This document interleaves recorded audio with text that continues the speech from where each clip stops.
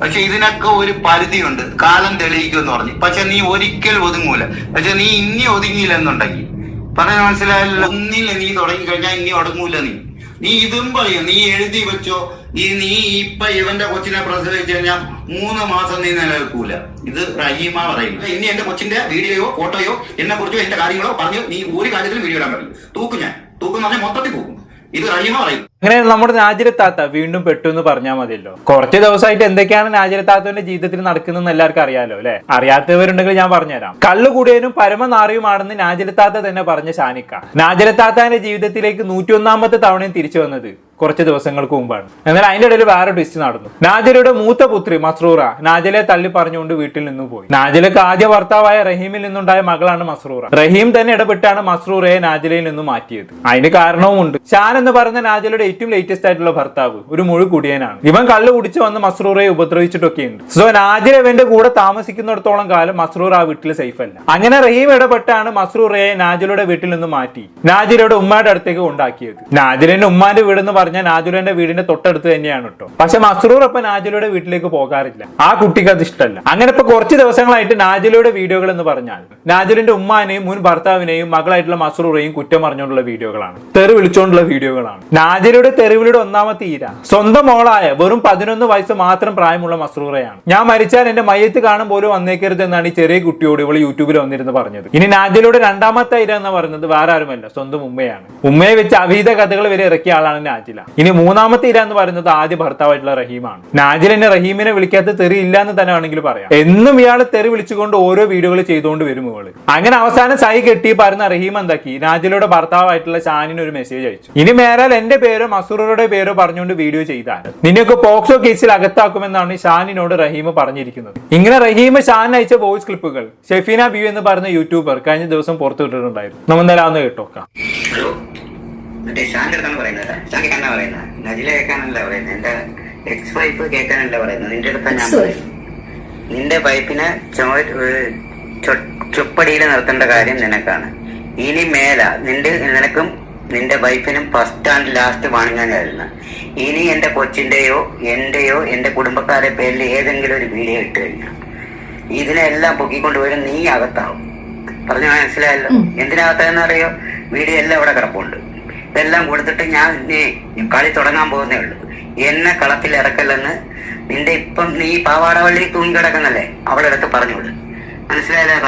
പിന്നെ അങ്ങനെ പറഞ്ഞു കൊടുക്ക റഹീംക. എല്ലാത്തിനും പിടിച്ച് അകത്തിടണം, അത് തന്നെയാണ് വേണ്ടത്. കുറച്ച് ദിവസമായി നാജിലും ഷാനും കൂടി തുടങ്ങി ഒരു യൂട്യൂബ് ചാനൽ ഉണ്ടെന്ന് കരുതി എന്ത് തോന്നിയാസം കാണിക്കാന്നാണ്. എല്ലാത്തിനൊക്കെ ഒരു പരിധിയൊക്കെ ഇല്ലേ? അല്ലെങ്കിലും ഈ നാജിലയുടെ ഉടായ്പകൾ ആരെങ്കിലും ഒക്കെ ഒന്ന് അവസാനിപ്പിക്കണം എന്നുള്ളത് കുറെ കാലമായിട്ടുള്ള ഒരു ആഗ്രഹമാണ്. റഹീമെങ്കിലും റഹീം വല്ലതും നടക്കുമെന്ന് നോക്കാം. ബാക്കി ആയിട്ടൊക്കെ എന്തായാലും കേട്ടാ. കളി എന്റെ അടുത്ത് ഇങ്ങോട്ട് ഇറങ്ങിയോണ്ടല്ല കളി ഇവിടെ ഇരിക്കും. നീ കൊച്ചിനെ കൊണ്ട് പറയിപ്പിച്ചില്ലേ ഇവള്? അതിനിപ്പം ആരാ ചെല്ലടിയിൽ പോയത്? ഞാനാടാ പോയത്? നീ അവളുടെ അടുത്ത് പറഞ്ഞോളൂ, എടീ നജില ഞാനാണ് പോയത്. ഇപ്പൊ കൊച്ചെവിടെ ഉണ്ട്? നിന്റെ അടുത്തുണ്ടോ? ഇപ്പൊ ഞാനാ ഇപ്പൊ ചെലവിന് കൊടുത്തോണ്ടിരിക്കുന്നത്. കൊടുക്കാൻ നീ സമ്മതിച്ചില്ല.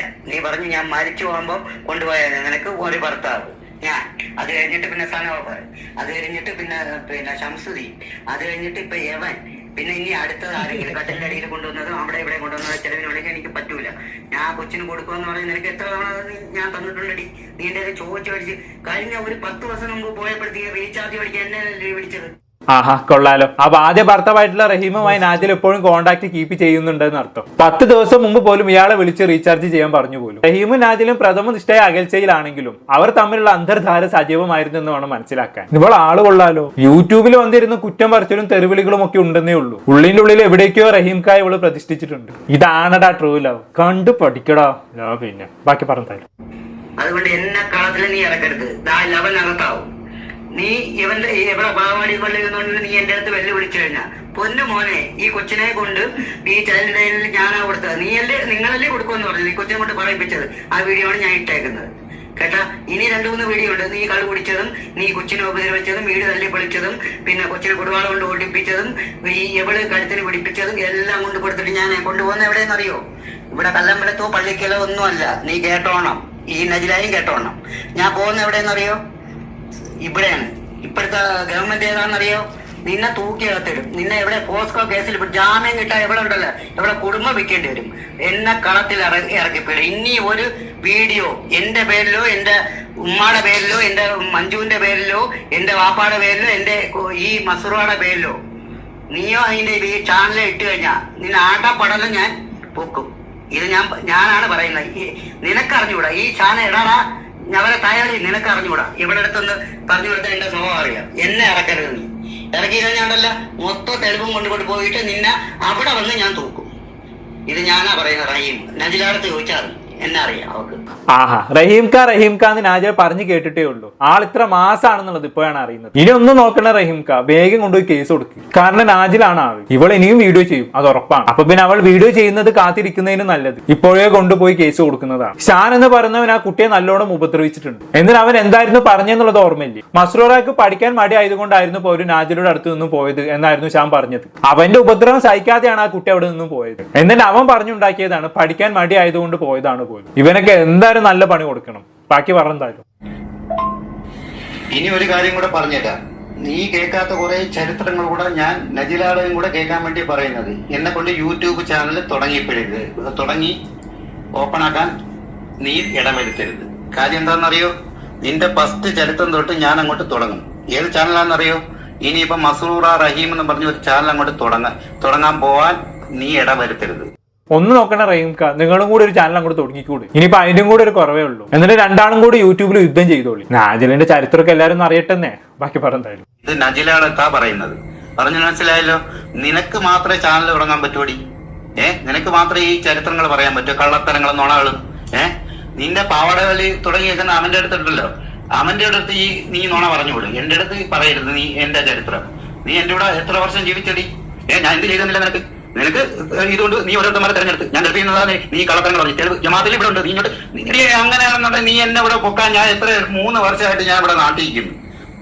എന്നാ ഞാൻ നിനക്ക് എന്തെങ്കിലും ചെലവില്ലാതെ നീയാ എഴുതി വെച്ചത് സലാവർണ ഫേസ്ബുക്കിലൂടെ കണ്ടിട്ട് എന്റെ അടുത്ത് തലാക്ക് എനിക്ക് പിന്നെ വാട്സപ്പിൽ കൂടെ അയക്കാൻ പറഞ്ഞത്. നീ നോണ പറഞ്ഞിട്ട് ഈ വാട്സപ്പിൽ കൂടെ പ്രചരിപ്പിക്കുന്നത്. ചെല്ലട തൊലാക്ക് എന്നൊക്കെ, അതും വാട്സപ്പിലൂടെ. നാജിലെത്താത്ത ആള് കൊള്ളാലോ. റഹീം എന്റെ വാട്സപ്പിലൂടെ തൊലാക്ക് ചൊല്ലിയ എന്നും പറഞ്ഞ് കരിഞ്ഞ ആളാണ്. പക്ഷെ ഇപ്പൊ റഹീം പറഞ്ഞു നാജില പറഞ്ഞിട്ടാണ് തൊലാക്ക് ചൊല്ലിയതെന്ന്. ഇതിലിപ്പോ ഏത് വിശ്വസിക്കും നമ്മള്? എന്തോ ബാക്കി പറഞ്ഞാലോ.